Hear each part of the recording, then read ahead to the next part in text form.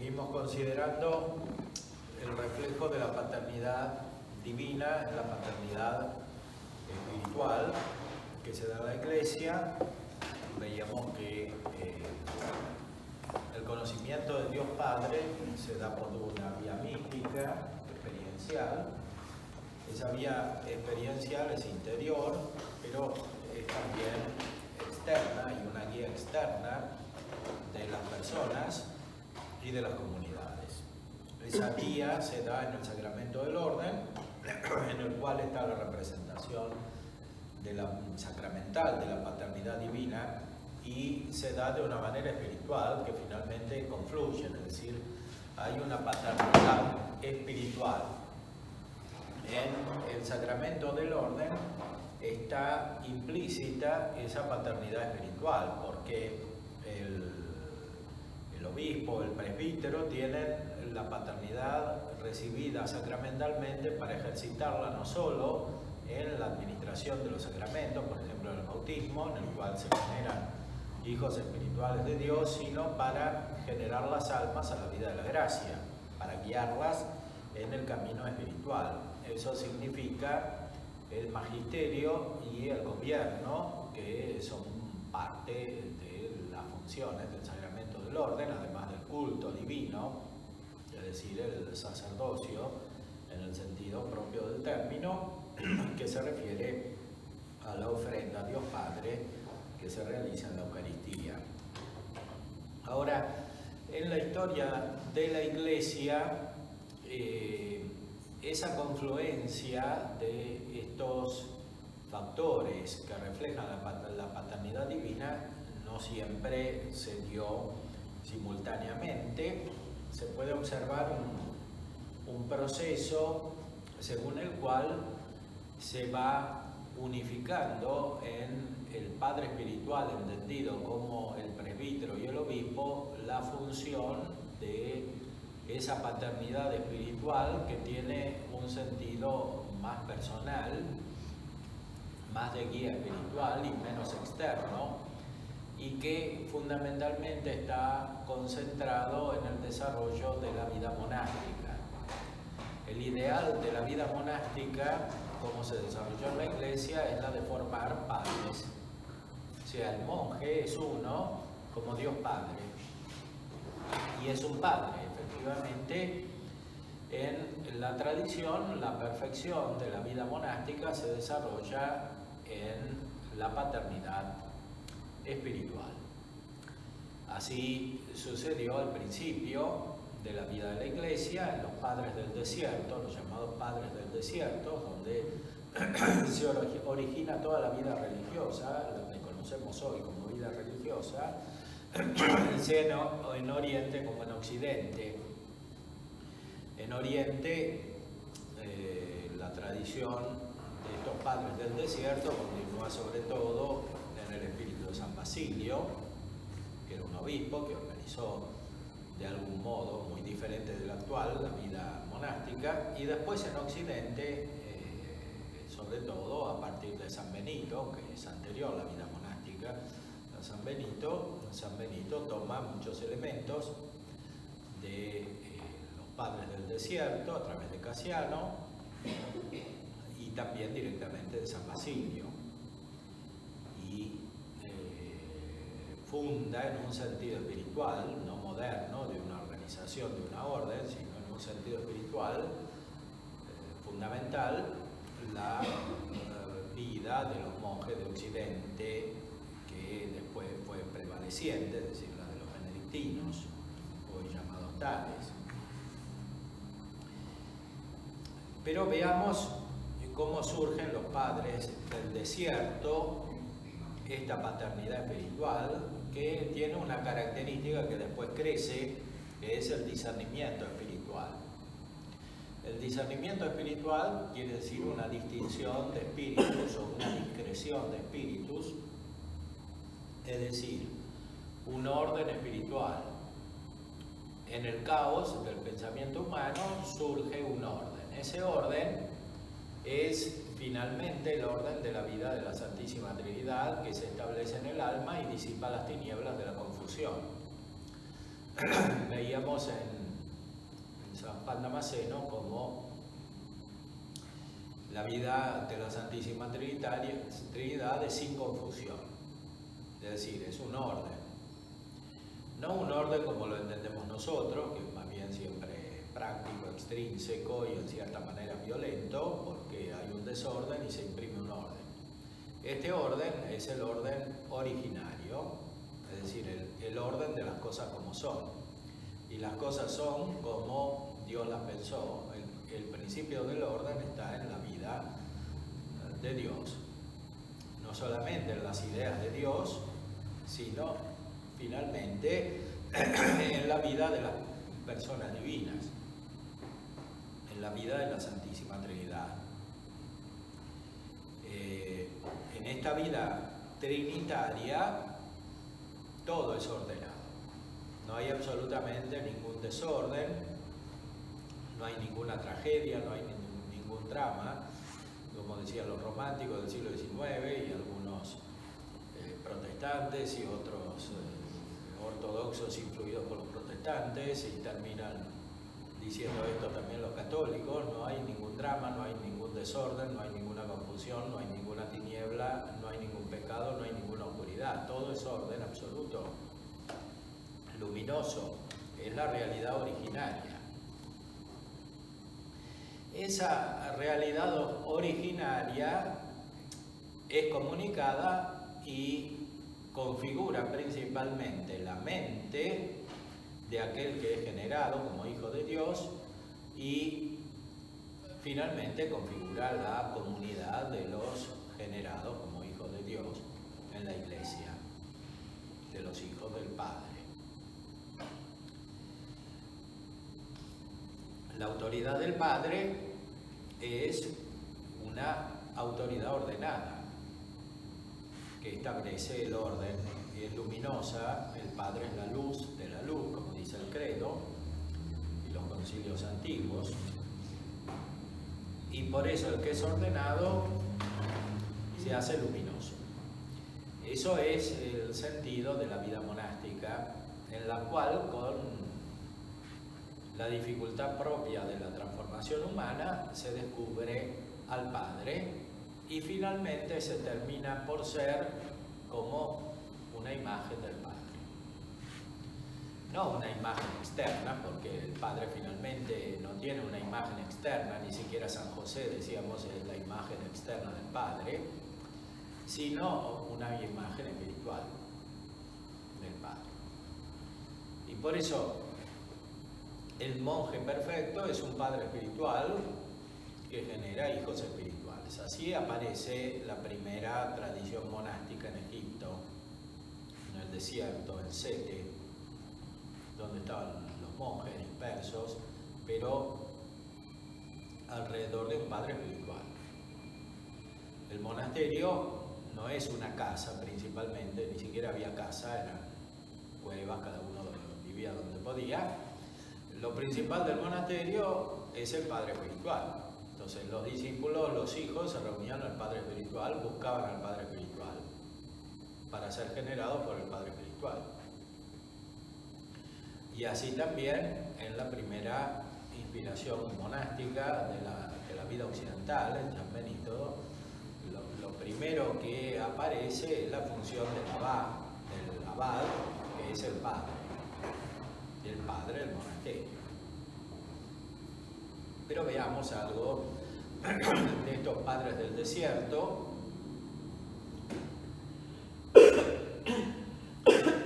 Los padres del desierto que vivían como discípulos o como hijos de un padre. Por ejemplo, Zacarías. Son todos personajes misteriosos, algunos tienen nombre extraño para nosotros.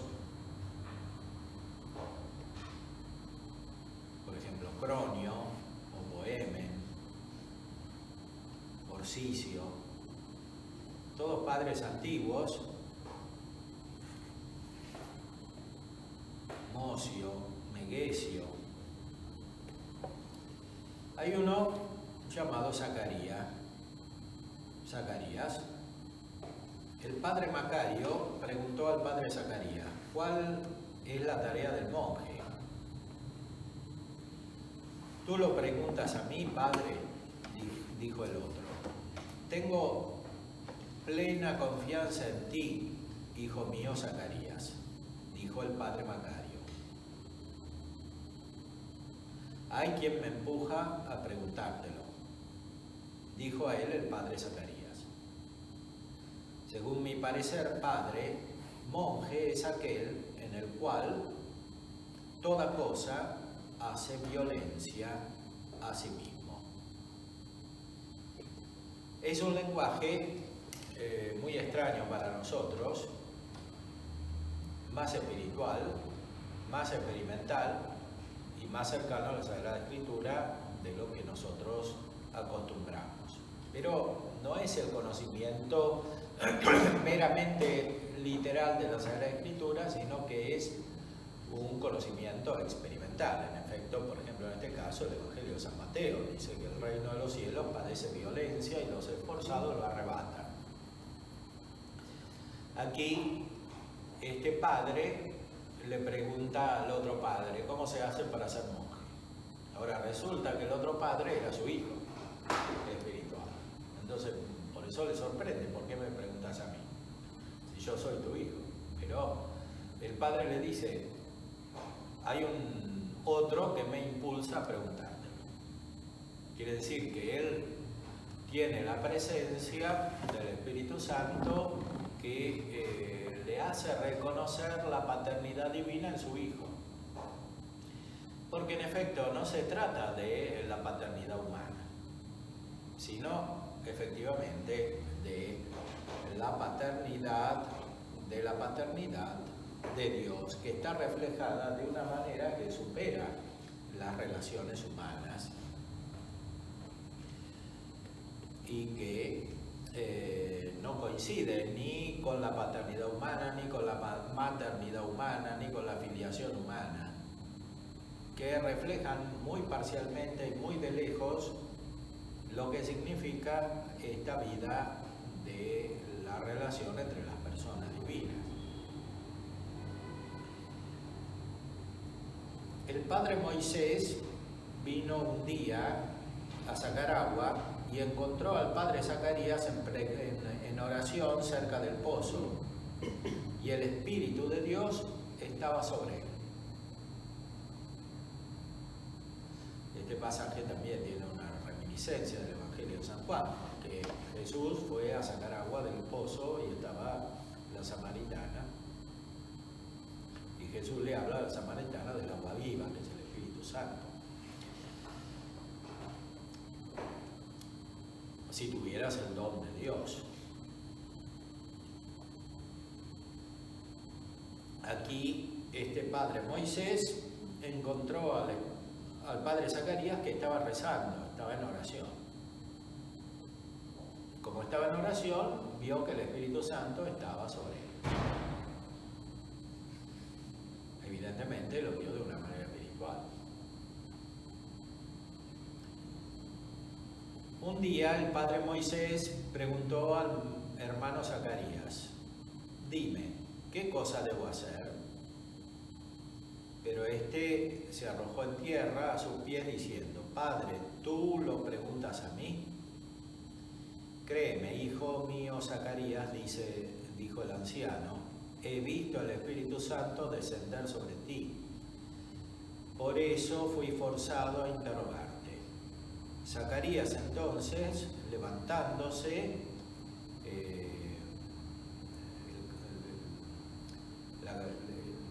la capucha de la cabeza, se la puso bajo los pies y la pisó diciendo, si el hombre no es aplastado así, no puede ser monje.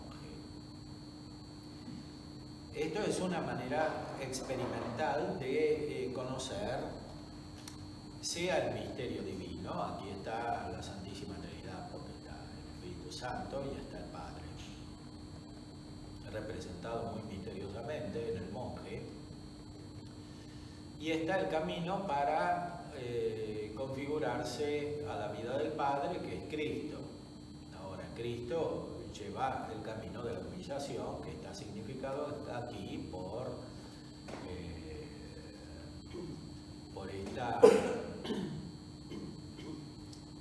este gesto de pisar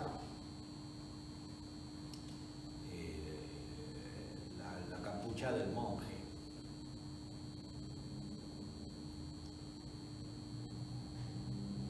La Sagrada Escritura de muchas maneras habla así.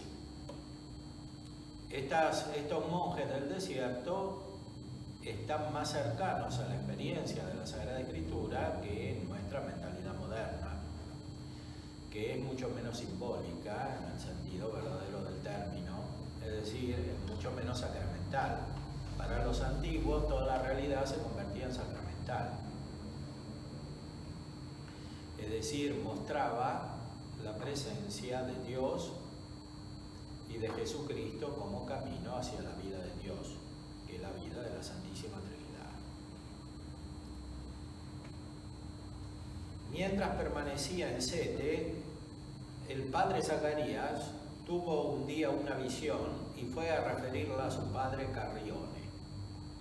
El anciano, que estaba dedicado más bien a las obras, no era muy agudo en estas cosas y le pegó, diciendo que provenía de los demonios. Esa visión, ¿no? Pero el pensamiento permaneció. Se alzó de noche para ir a donde estaba el padre Poemen a contarle el hecho y cómo se sentía arder dentro. El anciano, entendiendo que la visión provenía de Dios, le dijo: va a lo de tal anciano y haz lo que él te dirá. Él fue, pero no llegó a tiempo a preguntarle porque lo previno diciéndole todo: la visión es de Dios. Pero va ahora y trata de estar sometido a tu padre. Es decir, el padre Zacarías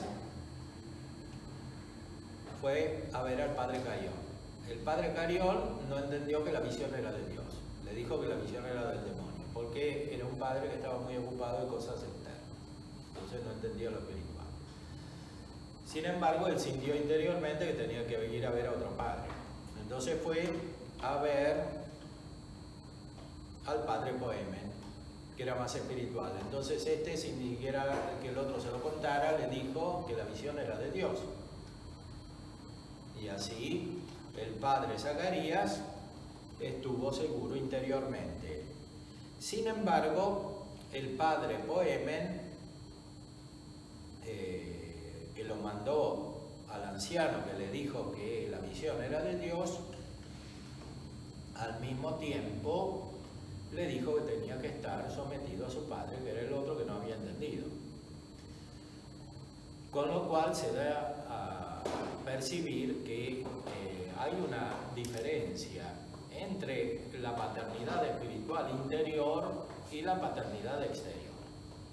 Esas dos paternidades en la mente divina, en su origen último, coinciden, pero pueden no coincidir de hecho. Efectivamente, hemos hablado de las herejías. Las herejías en la historia de la Iglesia fueron hechas por los padres espirituales, que son los obispos o los presbíteros. Arrio era un presbítero de Alejandría. Otros eran obispos, los herejes. Lutero era también un presbítero, el hereje. Es decir, no siempre la paternidad que proviene del sacramento coincide con la paternidad espiritual. Evidentemente, el sacramento está dado para que tenga su plenitud en la paternidad espiritual, y efectivamente tiene una conexión con la paternidad espiritual. La paternidad en el sentido pleno se da en el sacramento del orden. Ese sentido pleno se participa de otras maneras. Por ejemplo, en esta paternidad de los padres del desierto, de los monjes, de los ancianos que estaban en el desierto. Efectivamente, la palabra de la Sagrada Escritura, presbítero, significa anciano. Pero estos ancianos del desierto no coincidían en todo con el presbítero en el sentido del sacramento. Efectivamente, tenían un presbítero. San Agustín después, en su regla, que sigue efectivamente la tradición de la vida monástica, estos estaban en África, pero eran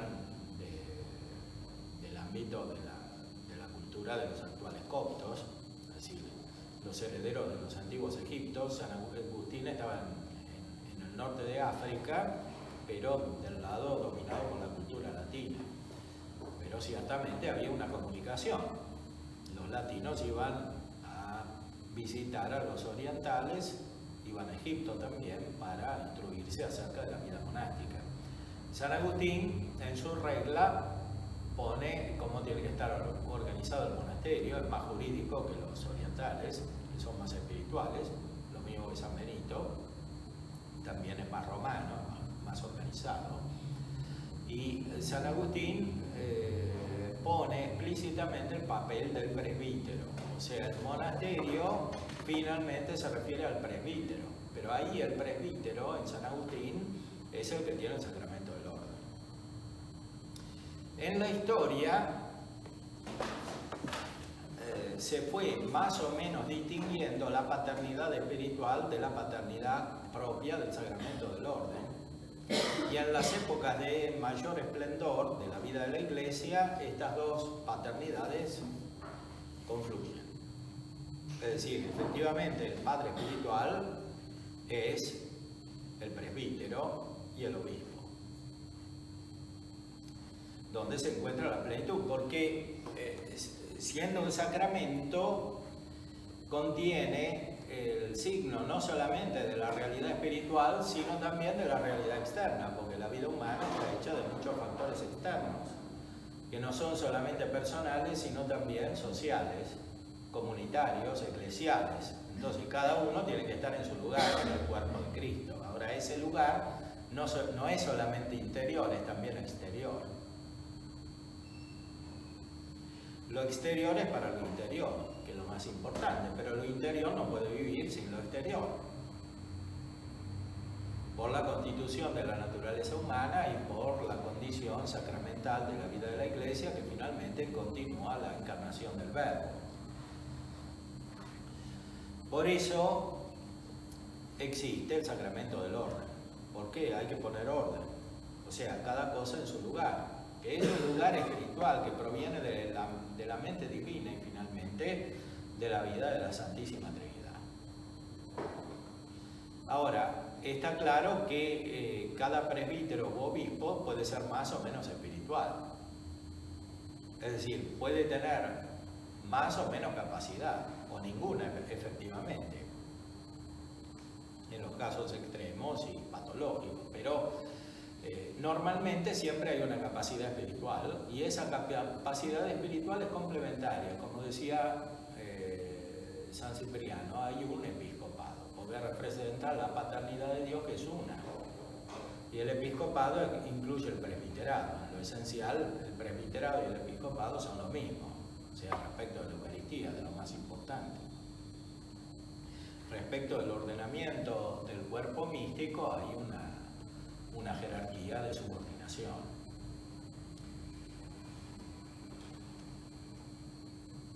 Pero lo más importante es lo que se refiere a la Eucaristía y por lo tanto a lo espiritual, porque el fin de la vida de la Iglesia es la vida espiritual, que no es separada de la vida eclesial, es la plenitud de la vida eclesial, la vida espiritual.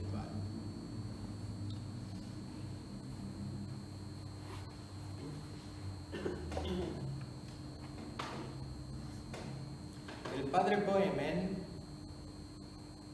contó que el padre Moisés preguntó al padre Zacarías, cuando éste estaba por morir: ¿qué cosa ves? El otro dijo: Padre, ¿no es mejor callar? Sí, hijo mío, calla. En la hora de su muerte, el padre Isidoro, que estaba sentado cerca de él, mirando al cielo, dijo: Alégrate, hijo mío Zacarías, porque te han sido abiertas las puertas del reino de los cielos. Aquí se cuenta el término de la vida espiritual del monje, que es un padre, es decir, la apertura del reino de los cielos. Que tenga el gozo en el Espíritu Santo, el mismo que tuvo Jesús, como cuenta el Evangelio de San Lucas en el capítulo 10, cuando dijo que alababa al Padre, Señor del cielo y de la tierra, por las cosas que había revelado a los pequeños. Aquí también se da la revelación plena cuando está por entrar en el cielo.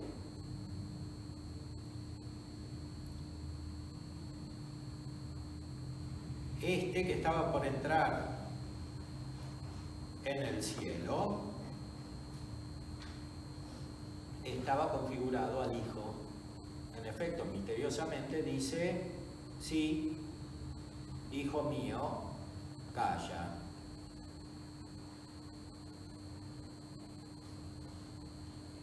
Porque estaba configurado al misterio de Cristo, que representa en silencio el misterio del Padre. Es decir, se da la perfección de la vida espiritual. Esa configuración al Hijo la produce el Espíritu Santo, como cuando Jesús sintió el gozo en el Espíritu Santo, según el Evangelio de San Lucas.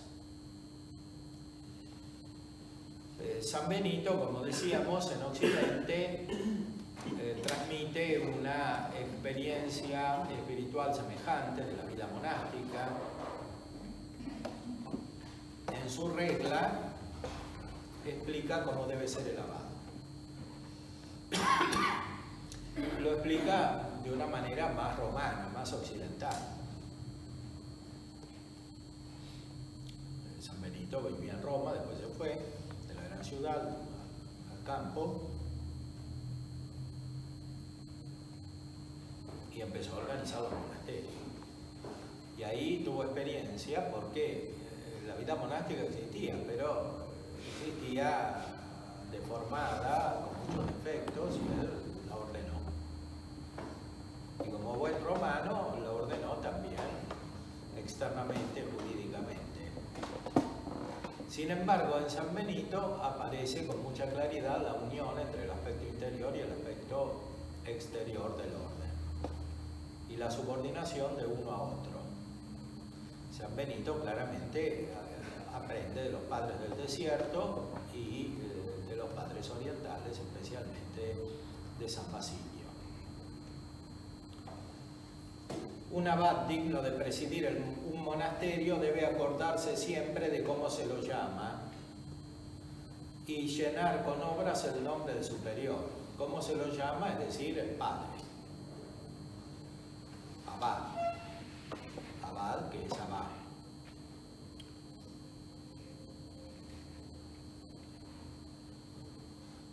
Pero enseguida agrega otro aspecto. El abad no solamente representa al Padre, sino también a Cristo, que es el Hijo. Se cree, en efecto, que hace las veces de Cristo en el monasterio, puesto que se lo llama con ese nombre, según que dice el apóstol: recibieron el espíritu de adopción de hijos, por el cual clamamos: Abba, Padre. Y aquí aparece no solamente el Hijo, sino también el Espíritu Santo, en el texto de San Pablo. En la carta a los Romanos aparece muy claramente la función del Espíritu Santo, que configura a los hijos de Dios y reconocen al Padre, al mismo que alababa a Jesucristo, que es el Hijo. El monasterio representa así la vida de la Trinidad, no solamente la vida del Padre. De hecho, en el último dicho de los padres del desierto que hemos visto, del padre Zacarías, aparecía ya la Trinidad, de una manera experimental. Aquí San Benito de algún modo lo legisla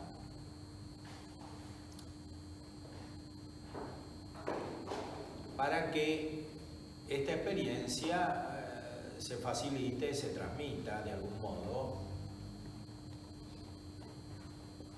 Por lo tanto, el abad no debe enseñar, establecer o mandar nada que sea parte del precepto del Señor.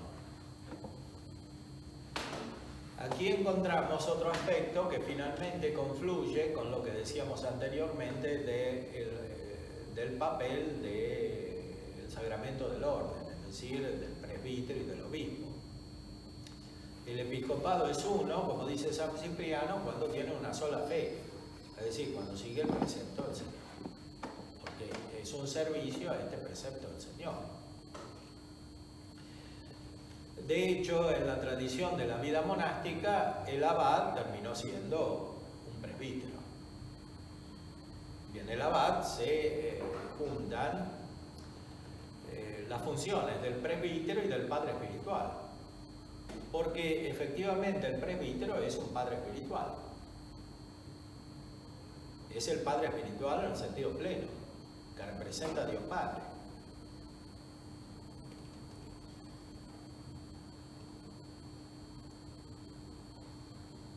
El abad no debe mandar nada que sea parte del precepto, sino que su mandato y su doctrina deben difundir el fermento de la justicia divina en las almas de los discípulos.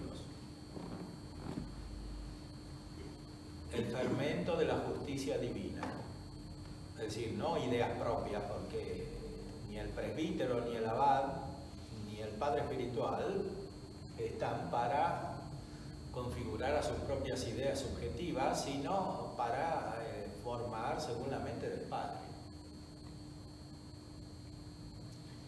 Y la mente del Padre no es un esquema que se repite. La mente del Padre es misteriosa. Y por eso, como decíamos anteriormente, no se puede reflejar de una sola manera. Si había un santo que reflejaba al Padre, uno solo que era San José, había muchos que reflejaban al Hijo. No se puede ser hijo de una sola manera, porque no hay una sola manera de reflejar al Hijo de Dios, que es infinito. No es una mera repetición humana del modo de ser humano de Cristo. Es configurarse a la filiación divina de Cristo, que es infinita.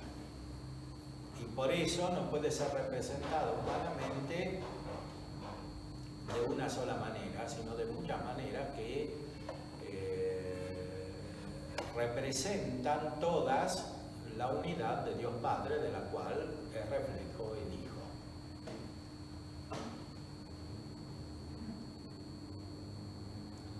Recuerde siempre el abad que se le pedirá cuenta en el tremendo juicio de Dios de estas dos cosas, de su doctrina y de la obediencia de sus discípulos. Esto vale para el abad y vale para el presbítero, vale para el obispo. O sea, se le pedirá cuenta de su doctrina, o sea, de lo que enseña, si es lo que enseña Cristo como reflejo de lo que dice el Padre, o si es lo que dice el propio que enseña, y son sus ideas. Se le pedirá cuenta de esto y se le pedirá cuenta de la obediencia de sus discípulos, porque efectivamente está para gobernar en nombre del Padre y del Hijo, inmediatamente del Hijo y finalmente del Padre, porque el Hijo es la cabeza de los hermanos. Y sepa el abad que el pastor será culpable del detrimento que el padre de familia se encuentre en sus ovejas. Pero si usa toda su diligencia de pastor con el rebaño inquieto y desobediente, y emplea todos sus cuidados para corregir su mal comportamiento, este pastor será absuelto en el juicio del Señor y podrá decir con el profeta: no escondí tu justicia en mi corazón, manifesté tu verdad y tu salvación, pero ellos desdeñándome me despreciaron. Y entonces por fin la muerte misma sea el castigo de las ovejas desobedientes encomendadas a su cuidado. San Benito, en mi experiencia de que es difícil gobernar a los hijos y ser la cabeza de los hermanos. ¿Por qué? Tenían muchos monjes desobedientes, hasta lo quisieron envenenar, lo querían matar. Dios lo salvó milagrosamente, pero está claro que no es fácil gobernar a los hijos y mantener la unidad. Entonces la tentación del padre es huir, entonces no se ocupa de los hijos. Y los hijos crecen sin padre. Cuando los hijos crecen sin padre, se desordena todo. No está la imagen del padre en el hijo. El hijo no representa al padre, es división, es guerra, es conflicto. Eso es lo que sucede en la iglesia, en las comunidades, y es lo que sucede también dentro de la persona, porque también la persona refleja la unidad del Padre dentro de sí. Cuando la persona no tiene los pensamientos ordenados, se produce el conflicto interior. Y entonces no es hijo, es rebelde al mismo tiempo que hijo, y a veces la rebeldía prevalece sobre la filiación.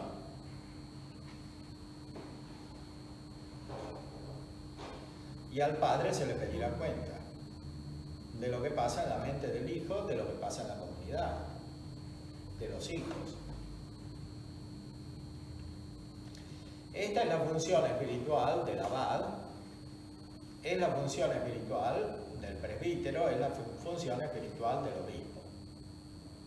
Y por participación es la función espiritual de todos aquellos que presiden alguna comunidad, empezando por la familia, que tiene un sacramento del matrimonio, que tiene un padre,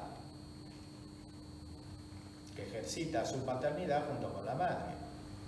Cuando no hay paternidad y maternidad espiritual en una familia, se produce el caos en el conjunto y también en cada uno.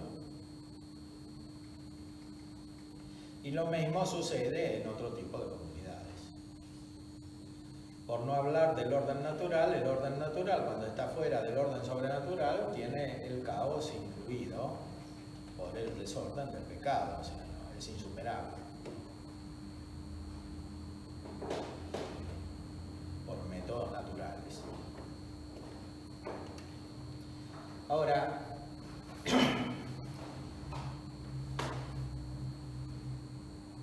esta función espiritual de la paternidad, que finalmente refleja la paternidad de Dios, tuvo una gran evolución en la vida de la Iglesia, fue fructificando de muchas maneras en la vida religiosa, en la organización de la vida de la Iglesia, pero también tuvo y tiene periodos de crisis, de aridez, de desorientación. Y por eso en todas las épocas de la vida de la Iglesia fue necesario volver a la perfección de la vida monástica, ideal de la vida monástica, entendiendo ideal como un estado perfecto. Es lo que propone, por ejemplo, este teólogo Louis Bouillet, que escribió un libro, El sentido de la vida monástica, en francés, Le sens de la vie monastique. Y aquí tiene un capítulo muy interesante referido al padre, o sea, el monje y el padre. Y explica cómo el monje finalmente, en su estado perfecto, es un padre.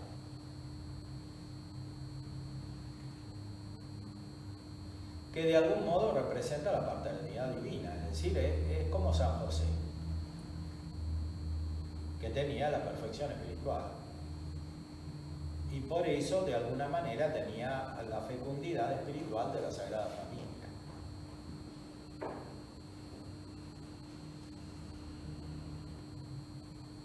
Todo el Evangelio nos muestra un solo rasgo que tiene estas verdades fundamentales. Eternamente Dios es Padre. Él es el Padre. Y Él quiso al final de los tiempos hacerse nuestro Padre. Esto es el resumen de la revelación que está en el Nuevo Testamento. Así habíamos comenzado reflexionando hoy acerca de cómo los evangelios presentan al Padre. Es el Padre de Cristo, del Verbo encarnado, y es nuestro Padre. Pero finalmente es el mismo Padre. Y nos encontramos en ese Padre. Dios es Padre porque su vida tiende a una sola cosa: engendrar un Hijo eterno, amarlo y recibir su amor en la procesión del Espíritu. Dios quiso hacerse nuestro Padre y así también envió a su Hijo, a su único Hijo, para que nosotros seamos todos adoptados en Él, formando su cuerpo, viviendo su propio espíritu. Es a esta doble verdad a la cual finalmente hay que llegar. Y explica que todas las meditaciones que siguen se refieren a esta doble verdad, que finalmente son una sola verdad. Y termina conectando la vida monástica con la paternidad de Dios. Si finalmente el monje realiza la plenitud de la vida cristiana, es porque él realiza la plenitud de la adopción. Él se hizo plenamente el Hijo del Padre Celeste. En efecto, porque él ha abandonado plenamente sus preocupaciones y las inquietudes de la tierra.